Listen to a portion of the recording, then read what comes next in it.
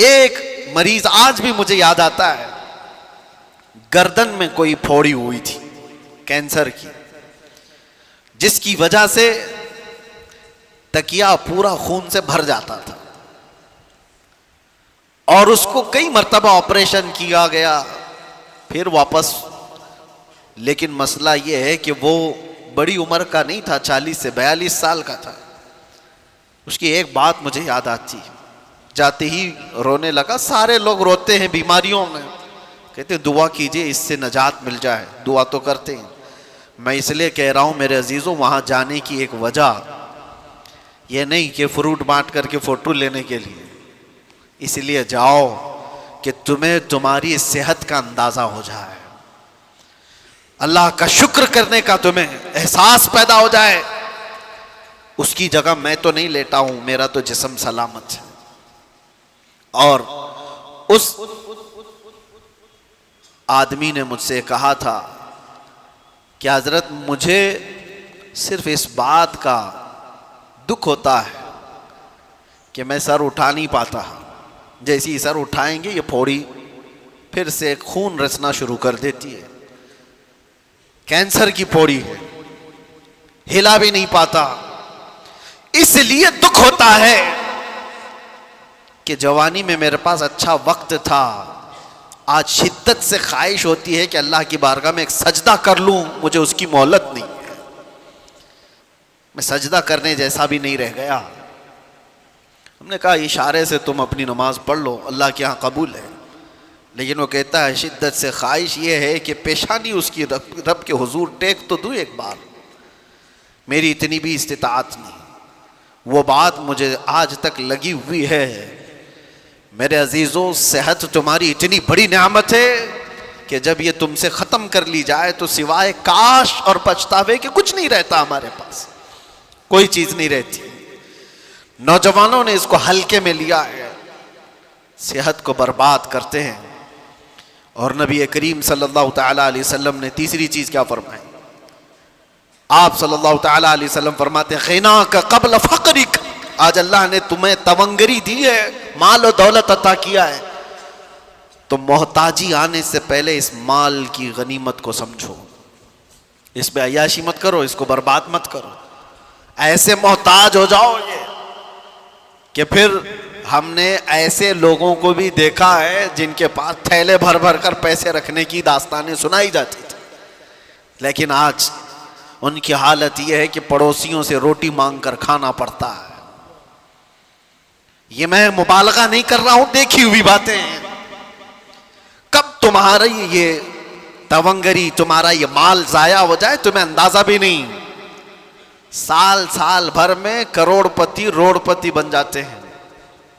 तुम्हारे पास अल्लाह ताला ने ग़िना अता किया है तो यह अय्याशी के लिए नहीं, बर्बादी के लिए नहीं है, फजूल खर्ची के लिए नहीं है। और मैं आज ही, जैसे कि आज उर्स नूरी भी है, हुजूर सैयदना अबुल हुसैन अहमद शाह नूरी रहमतुल्लाहि तआला अलैह, हुजूर अहसनुल उलमा रहमतुल्लाहि तआला अलैह का एक कौल जो उनके साहबजादों से नकल है, फरमाते कि आप फरमाते थे जो बंदा माल आने के बाद नहीं डगमगाया वो अल्लाह का महबूब है। और ऐसा बहुत कम होता है, ऐसा बहुत कम होता है। तलवार से जो डराया जाता है, मिसाल के तौर पर मैं आज ये बात बहुत सारे लोगों से कहता हूं, आजमाइश दो तरह की होती है। हमें डरा करके कोई ये कहे दीन छोड़ दे, हम तो नहीं डरने वाले, क्या कर लेगा, तलवार गर्दन पे रखता है, फांसी पर लटकाता है, सबके लिए तैयार है, ये प्राउड फील होता है। आप भी इस चीज का एहसास रखते होंगे, मैं हर तकलीफ को गवारा कर लूंगा। और हमने ऐसे बच्चों को देखा भी है, कैद की हालत में भी देखा है, जिन्होंने बहुत सख्तियां बर्दाश्त की लेकिन टस से मस नहीं हुए। इस जमाने की बात, एक आजमाइश ये है कि जालिम तुम्हें तलवार दिखाकर, चाकू दिखाकर, फांसी का फंदा दिखाकर के डराए और तुम ये कहो कि नहीं, मैं अपने दीन से बिल्कुल रूगर्दानी नहीं कर सकता, मैं अपने नबी पाक से थोड़ी देर के लिए भी गद्दारी या बेवफाई नहीं कर सकता। हो सकता है आप सबका ईमान ऐसा हो, लेकिन दूसरा एक इम्तिहान है, वो इससे डेंजर है। दुनिया तलवार दिखा करके जो इम्तिहान लेती है वो छोटा इम्तिहान है। माल और हुस्न दिखा करके जब इम्तिहान लिया जाता है तो अच्छे अच्छे तकवे वाले भी भस्म हो जाते हैं। वो कब निकल गए पता ही नहीं चलता। माल की लालच इंसान का ज़मीर खरीद लेती है, माल की लालच इंसान का ईमान खरीद लेती है। इसलिए मेरे अजीजों, ये हल्की बात नहीं है। तुम्हें अल्लाह तबारक व तआला ने गिना दिया है, माल दिया है, तो बर्बादी के लिए नहीं, उसकी कदर करो। एक एक चीज, और एक हदीस है, अल्लाह के नबी सल्लल्लाहु तआला अलैहि वसल्लम फरमाते हैं, 4 चीजें ऐसी हैं जब तक इंसान क़यामत के दिन इन 4 का जवाब नहीं देगा, उसे कदम भी हटाने की इजाजत नहीं होगी। ला तज़ूलु क़दमन अब्दुहु हत्ता युसअल अन अर्बा। फरमाया कि 4 चीजें ऐसी हैं कि कदम भी नहीं हटाएगा क़यामत के दिन जब तक उन चीजों का जवाब नहीं देगा। वो 4 चीजों में सबसे पहला सवाल अल्लाह ताला फरमाएगा कि मैंने तुझे जवानी दी थी, कहां खर्चा किया। तुम्हें वक्त का हिसाब देना होगा, तुम्हें बताना होगा।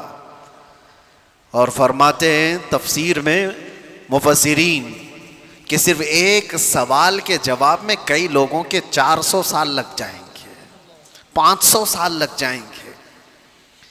जवानी का पाई पाई का हिसाब पूछा जाएगा। आप क्या समझते हो?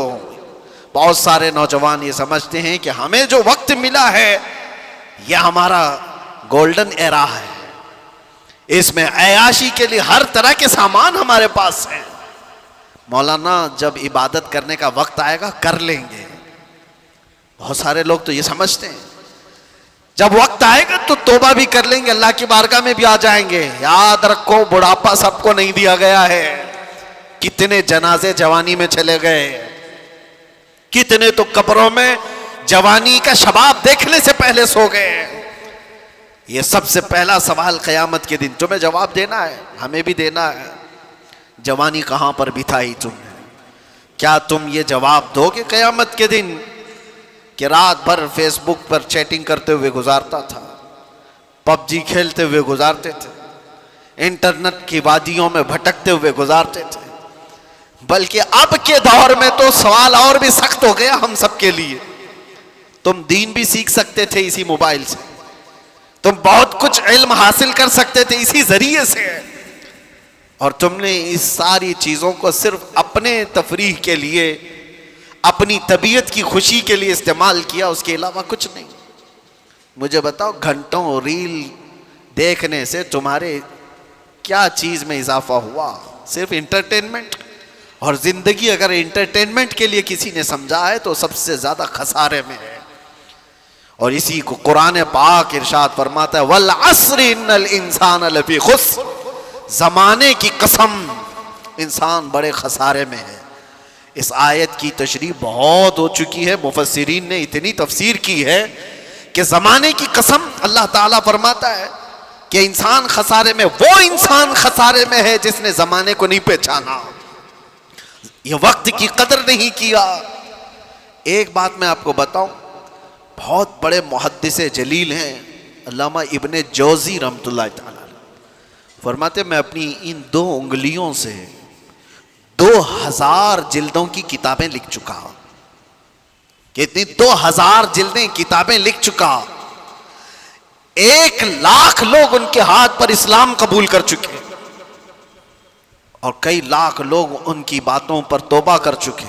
वो इब्ने जौजी के बारे में उनके नवासे हैं इमाम ज़हबी, वो फरमाते हैं कि इब्ने जौजी का हाल ये था कि मैंने उनको पूरी जिंदगी में जुमा और जमात के अलावा बाहर निकलते नहीं देखा। यहां तक कि हजरत अबू दाऊद ताई, एक बड़े सूफी बुजुर्ग हैं, फरमाते हैं वो चूरा खाते थे। चूरा समझते हैं? यानी किसी चीज को पूरा चूर करके सालन में भिगो दिया जाए, अक्सर वो खाते थे। तो उनसे पूछा गया आप हर दिन ये चूरा क्यों खाते हैं?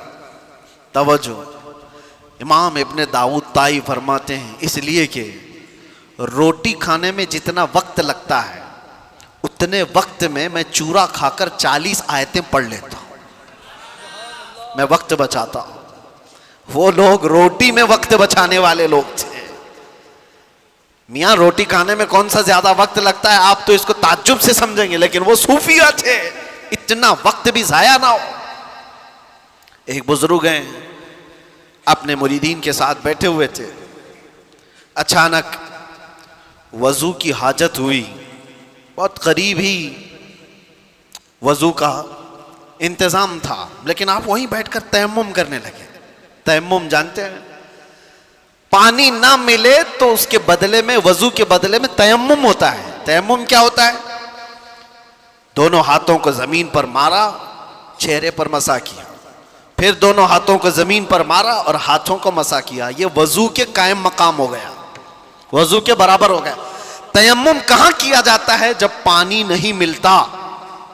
उसकी बहुत सारी शर्तें हैं कि पानी पर वो कुदरत नहीं रखता, तो ऐसे मौके पर उसको तयम्मुम करने की इजाजत है। लेकिन पानी है तो तयम्मुम नहीं होगा, और अगर पानी मिल गया तो तयम्मुम टूट भी गया। उस बुजुर्ग के बारे में मैंने पढ़ा, उनके मुरीदी ने कहा हुजूर वजू का इंतजाम है, आप यहां तयम्मुम कर रहे हैं। आप फरमाते यहां से उठकर वहां जाने तक अगर मेरी मौत हो गई तो बेवजू मैं दुनिया से नहीं जाना चाहता। इतने फासले में अगर मैं मर गया तो मैं नहीं चाहता कि बेवजू दुनिया से जाऊं, कम अज कम तयम्मुम के साथ तो दुनिया से जाऊं। यह उनकी फिक्रें थी जो अपने वक्त का इस्तेमाल किया उन्होंने। मेरे अजीजों, नौजवानों को आज हम जो देख रहे हैं, घंटों गलियों के नुक्कड़ पर बैठे हुए हैं, इन्होंने अपनी जवानी के अच्छे अयाम बर्बाद किए हैं। किसी से भी पूछा जाए क्या कर रहे हो? अभी ढूंढ रहा हूं। तुम्हें पता है एक वक्त कितना कीमती है तुम्हारा? अल वक्त कसैफ, वक्त तलवार है, अगर तुम इसको नहीं काटोगे ये तुम्हें काटता चला जाएगा। अभी ये जो वक्त की सुइयां गुजर रही हैं, आपको क्या लग रहा है घड़ी की टक टक टक टक, ये क्या घड़ी का खेल है? नहीं, हमारी जिंदगी को काट रही है। बचपने से जवानी आ गई, जवानी से अभी अनकरीब बुढ़ापा आ जाएगा, आपको अंदाजा भी नहीं होगा। और हम तो उस जमाने में जी रहे हैं जहां के मुतालिक मेरे आका सल्लल्लाहु अलैहि वसल्लम ने फरमाया था, कयामत के करीब तुम देखोगे साल महीनों की तरह गुजरेंगे, महीने हफ्ते की तरह गुजरेंगे, और हफ्ता दिन की तरह गुजरेगा, और दिन ऐसे गुजरेगा जैसे किसी बड़ी चीज को आग लगी और बुझ गई।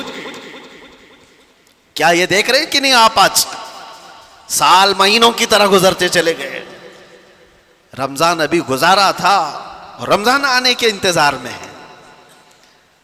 और आपको पता है यही महफिल यहां पर खड़े होकर साल भर गुजर गए। इस तरफ ताजुल मशाइख हुजूर अमीन मिल्लत तशरीफ फरमा, तो महफिल भी याद होगी। हमें तो लगता है कि वो चंद दिनों पहले की महफिल होगी, लेकिन मेरे अजीजों पूरे साल के कांटे गुजरते हुए 365 दिन मुकम्मल कर चुके।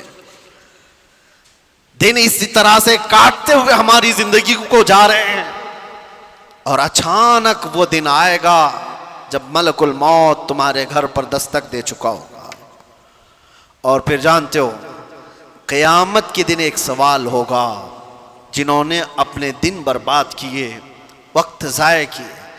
अल्लाह ताला कुरान में फरमाता, अवलम नुअम्मिरकुम मा यतज़क्करु फीहि मन तज़क्कर व जाअकुमुन नज़ीर फज़ूक़ू फमा लिज़्ज़ालिमीन मिन नसीर। क्या हमने तुझको उम्र नहीं दी थी, जिंदगी नहीं दी थी?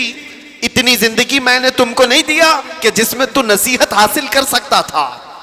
अल्लाह फरमा रहा है, क्या मैंने तुझे इतनी जिंदगी नहीं दी कि जिसमें तू सुधर सकता था, अपने आप को संवार सकता था? और ऐसा नहीं कि तू खुद ही संवर सकता था, वजाअकुमुन नज़ीर, और तुम्हारे पास तो अल्लाह का डर सुनाने वाला रसूल भी आया था, फिर तुम नहीं बदले। क्यों? अल्लाह फरमाता है, फज़ूक़ू फमा लिज़्ज़ालिमीन मिन नसीर। अब जहन्नम का अजाब चखो, इसलिए कि जालिमों का यहां कोई मददगार नहीं। जालिम किसको कहा है? कौन है जालिम? जिसने अपनी जिंदगी के साथ जुल्म किया, उसने अपने वक्त को अपने हाथों बर्बाद किया, उससे बड़ा जालिम कौन है? हम अपने आप पर जो जुल्म कर रहे हैं मेरे अजीजों, अपने वक्त का जो जिया है, ये बर्बादी है अय्याशियों में। अल्लाह की पनाह, हमारी उम्रें भी इस तरह से गुजरती चली गई। मैं कुछ मशाइख और कुछ बुजुर्गों को जानता हूँ, आपके सामने मैं चंद मिसालें रख दूं। आपको पता है हिंदुस्तान की सरजमीन पर एक बहुत बड़े बुजुर्ग हैं, सुल्तानुल औलिया सैयदना सालार मसूद गाजी, बहराई शरीफ में आराम फरमाए। बड़ा मकाम है आपका, सरकार गरीब नवाज से भी पहले के हैं। और मशाइख ने तो यह कहा है कि हिंदुस्तान की विलायत उनके आस्थाने से होकर चलती है।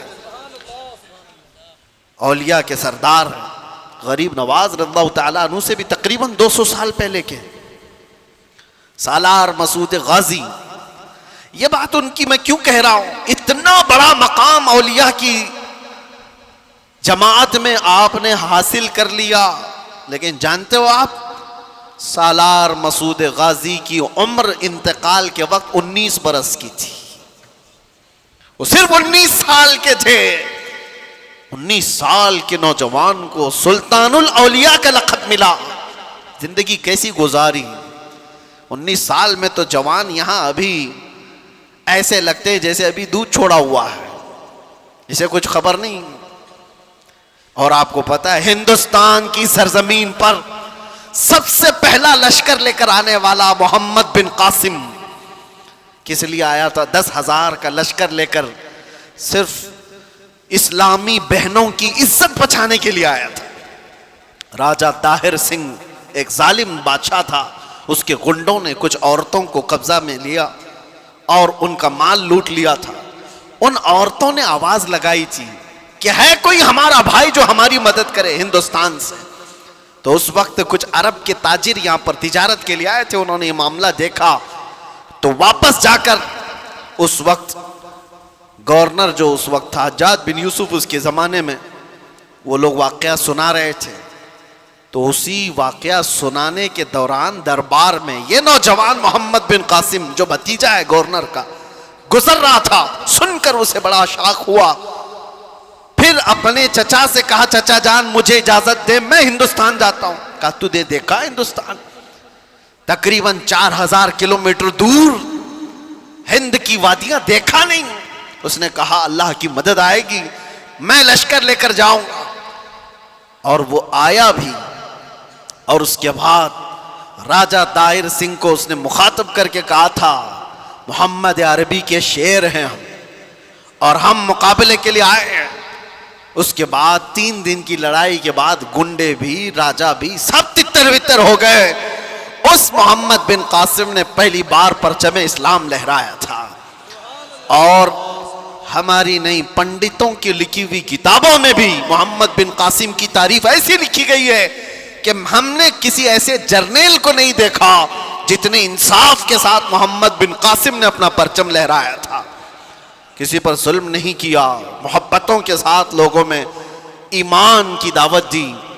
सोचिए आप, मोहम्मद बिन कासिम जो अपनी बहनों की इज्जत के लिए, उसके सगी बहनें क्या हैं तो दूर, इतने देश दूर रहने वाली पीड़िताएं, मजलूमाएं, इनकी मदद के लिए वो वहां से चलकर आया, जंग भी किया, बहनों को आजाद भी कराया और साथ ही ईमान की दौलत भी तकसीम किया लोगों में। लेकिन उसका इंतकाल हुआ था मोहम्मद बिन कासिम का 21 साल की उम्र थी। अपने गरिबान में झांक कर देखो, 21 से गुजरे हुए भी हम बहुत हैं।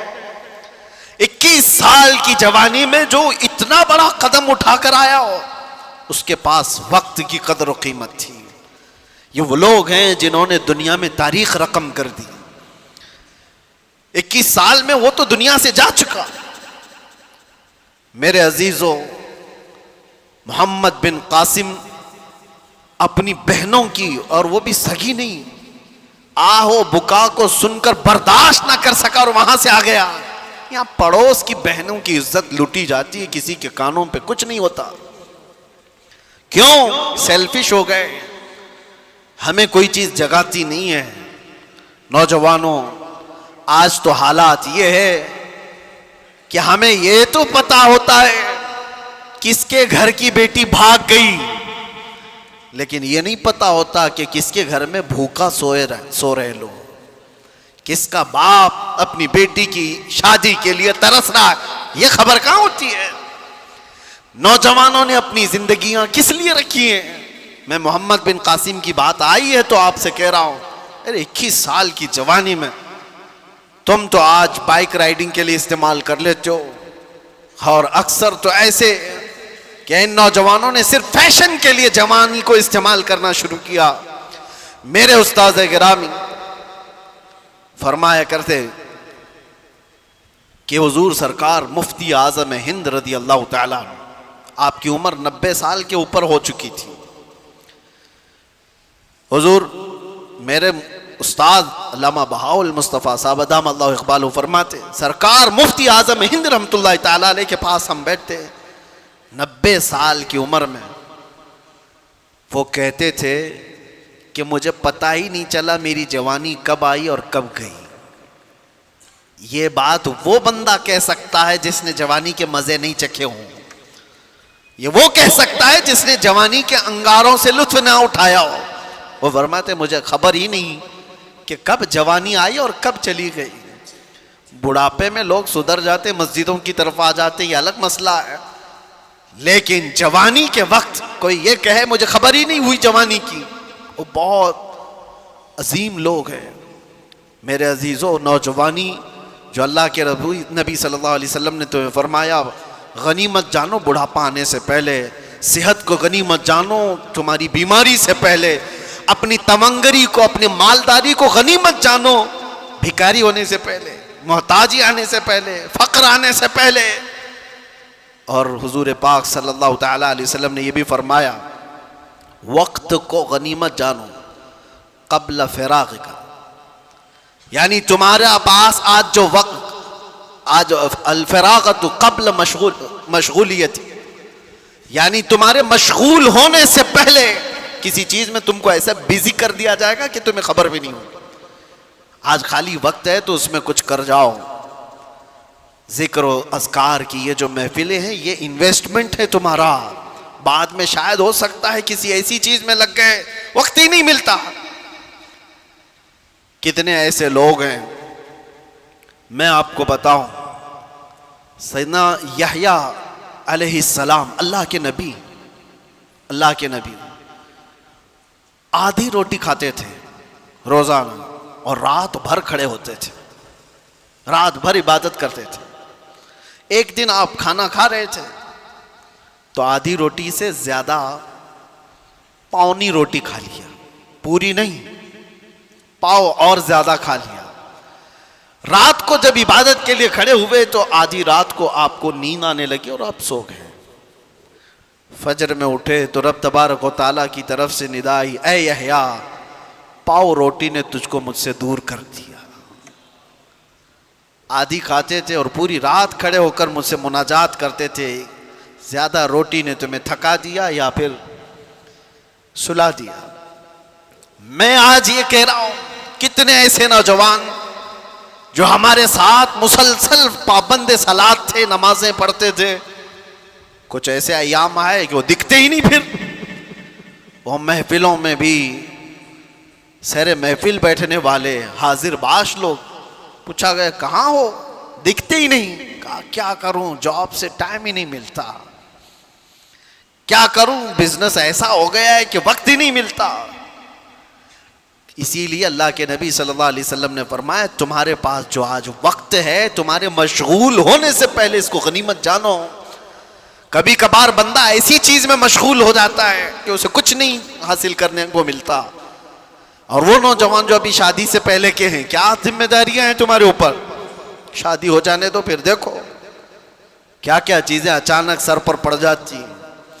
बीवी हुई, बच्चे हुए, और उसके बाद तो इसकी जिंदगी तो ऐसी, सुबह उठा, राशन लाया, कपड़े लाया, वो किया, ये किया, बच्चे को स्कूल छोड़ा है, वहां से लेकर के आए, जॉब पे जाए, खाना लाए, ट्यूशन पे छोड़े, यही सारी चीजों में मसरूफ हो गया बेचारा। और पहले इतना मसरूफ नहीं था, और यह मसरूफियत बढ़ती जाती है।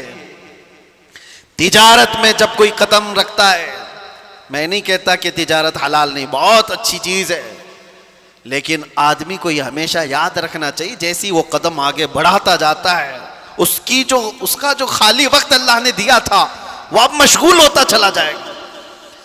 और मशगूल अगर अच्छे कामों में हो जाए तो क्या कहने हैं, लेकिन दुनिया ने अगर उसको मशगूल कर लिया तो जो उसके पास थोड़ा बहुत वक्त मिलता था वो भी खत्म हो जाएगा। इसीलिए मेरे अजीजों, जिसके पास वक्त है, नौजवानों, ये नेकियों में इन्वेस्ट कर लो। जिसके पास कुछ पैसे रखे होते हैं ना, उनको लोग मशवरा यही देते हैं, क्या करेगा पैसे रख करके घर में, किसी चीज में लगा दे, इन्वेस्ट कर। घर में ये तिजोरी में सजा करके नोटों की गड्डियां रखेगा तो क्या हासिल क्या होगा, पैसे बढ़ेंगे तो नहीं। इन्वेस्ट कर तो बढ़ तो जाएंगे। मैं आज आपसे कहता हूं, वक्त तुम्हारे पास है, जिक्रुल्लाह में इन्वेस्ट करो, मोहब्बत मुस्तफा में लगा दो, और देखना बढ़ के क्या 70 गुना बढ़ करके तुम्हें मिलने वाला है।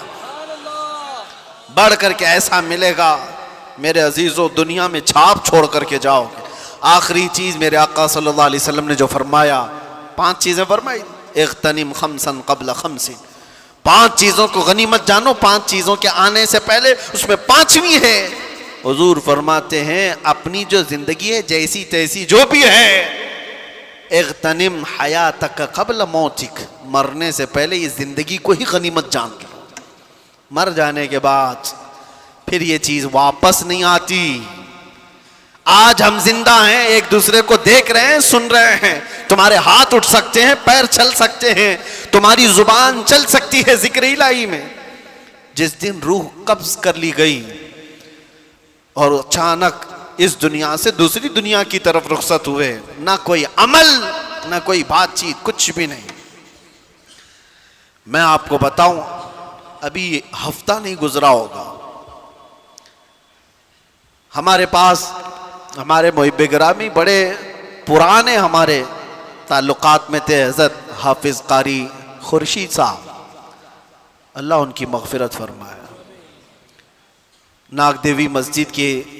नागदेवी स्ट्रीट मस्जिद के इमाम थे 20 सालों से। हज़रत अल्लामा मुफ्ती ज़ुबैर साहब क़िबला के पुराने जानकारों में मुझसे अक्सर मिलने के लिए वो आए रात को, और बहुत देर तक बैठे। मुझसे कहने लगे, हज़रत मुझे रमज़ान में उम्रा के लिए जाना है। मैंने कहा, इस साल तरावी नहीं सुनाओ क्या? कहा नहीं, इस साल दूसरे नायब सुना रहे हैं। मस्जिद वालों ने कहा, इस साल पूरा मदीने में आप रमज़ान गुजारो। मैंने कहा बहुत अच्छा है। वो हमारे साथ जाने के लिए सारी बातें की हैं, मरकज़ की हमारी जो तामीर हो रही है देखने के लिए गए, सारी चीज़ें। मैं वहाँ से निकल कर अजमेर शरीफ के सफ़र पर गया। दूसरा दिन नहीं गुजरा अभी, उनके साथ जो आए कई तस्वीरें भी उनकी मौजूद थी। उनके शागिर्द ने मुझे मैसेज दिया, मैं प्लेन में बैठा हूँ, कि कारी साहब का इंतकाल हो चुका है। मैं कहा कौन कारी साहब? कहा आपके पास अभी जो आके गए। कहा कैसे? अच्छे भले इंसान, उम्रा का प्लान करके गए हो। कल यहाँ पर कौन काम करने के लिए आएगा, पीओपी वाले, उनको डायरेक्शन दे करके गए हो कि ये लोग आएंगे यहाँ काम करेंगे, सारी चीजें। हाँ कुछ नहीं, घर जा रहे थे, ईशा पढ़कर रास्ते में अटैक आया और घर पहुंचने से पहले उनकी रूह कब्ज हो चुकी थी, हॉस्पिटल भी नहीं जा सके। इतने शौक देती हैं ऐसी चीजें। एक दिन पहले बंदा जो हमारे साथ बैठे चाय पानी कर रहा हो रात को, सुबह वो कब्रस्तान में उसकी कब्र फूलों से सजी हुई नजर आ रही है, मनो मिट्टी तले जा चुका हो।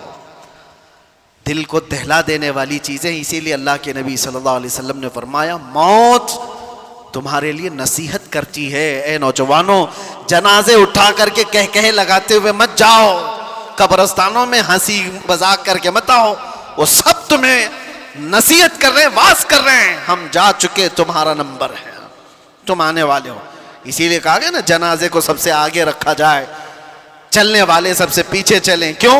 उसको देख करके कि जनाजे में सोया हुआ मर्द या औरत वो मैयत जो मैं पुकार करके कहता हुआ जाता है, जिस तरह आज तुमने मुझे आगे रखा पीछे चल रहे हो, इसी तरह कब्र में भी मेरे पीछे तुम ही आने वाले हो।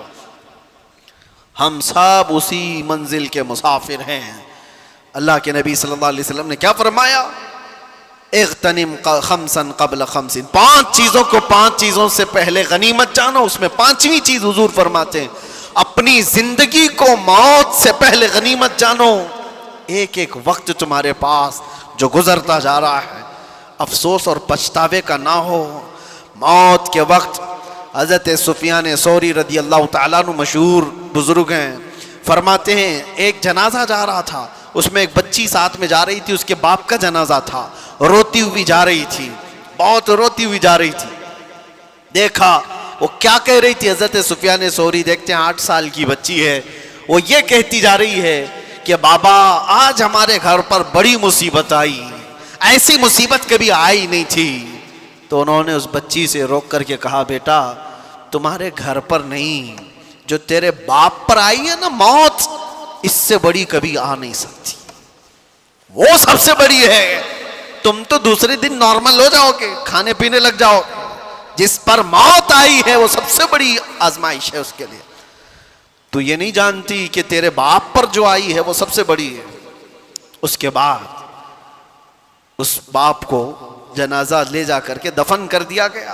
दूसरे दिन हजरत सुफियान सौरी कब्रिस्तान गए थे, उस लड़की को देखा अपने बाप की कब्र के पास बैठी रो रही है, अपने बाप की मोहब्बत में मुब्तला थी और कहती बीमार था मेरा बाप, और कब्र से बातें कर रही है, अब्बा कल की रात कैसी गुजरी तुम्हारी, जब घर पर होते तो मैं बिछौना लगा देती थी, और घर पर होते तो मैं तुम्हें ओढ़ने के लिए चादर देती, घर पर तुम बीमार थे तो तुम्हें मैं पकड़कर उठाती थी, तुम्हें दवाइयां ला देती, खाना खिलाती थी, और तुम्हें थपक करके मैं सुलाती थी। अब्बा जान कल की रात कैसी गुजरी तुम्हारी, कब्र की ये पहली रात। हजरत सुफियान सौरी उस बच्ची की बातें सुन रहे थे पीछे खड़े होकर। फिर आपने आकर के कहा, बेटा बाप से ये मत पूछ कि कल की रात कैसी गुजरी और तू अपने वाकयात मत बता, कि मैं तुझे बिस्तर पर उठाती थी, सुलाती थी, चादर देती थी, थपकती थी। ये पूछ बाबा हमने जो कफन पहना कर भेजा था उसको फरिश्तों ने रखा है या उसको निकाल कर नंगा कर दिया है। ये पूछ कि तुझे हमने सही सलामत जिस्म के साथ भेजा था, कहीं इस सही सलामत जिस्म पर सांप और बिच्छुओं ने तो हमला नहीं कर दिया है। ये पूछ अपनी बाप से। खाने पीने की चीजें, दवाइयों की चीजें हो गई, खत्म हो गई। अब कब्र में दवाइयां नहीं पूछी जाएंगी, खाना पीना और बिस्तर और ओढ़ना नहीं पूछा जाएगा। अब उससे जो पूछा जाएगा उसके अमाल के बारे में, उसके अमाल के बारे में। अजीज़ान गिरामी वक़ार,